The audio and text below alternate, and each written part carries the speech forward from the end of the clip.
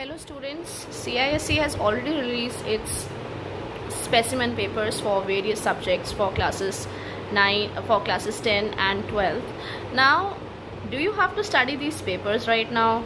That is a question. My answer would be absolutely no, right? Because most of you are already covering up with the syllabus part, right? So the thing is, how it could be beneficial for you right now is just observe what kind of question the board is putting. Like for example, if you are taking say chemistry of class 10, so what they are giving, the question they have given already, and they have given what kind of question is that, whether that is recall, understanding, application, analysis, and so on, right?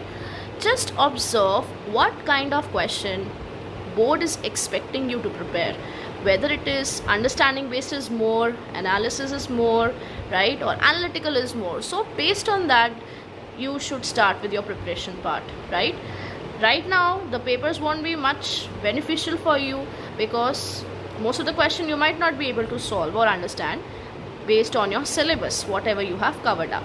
But yes, the specimen paper will give you one more idea.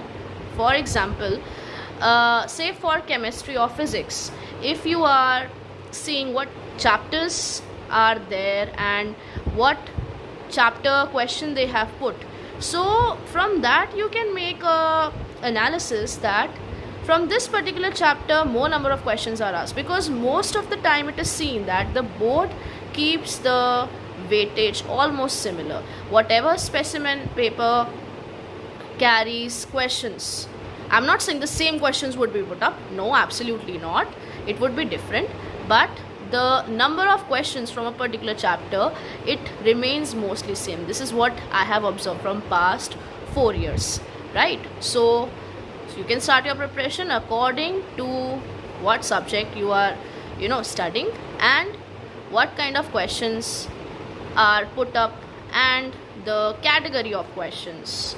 That is more important. I hope this video will help you out.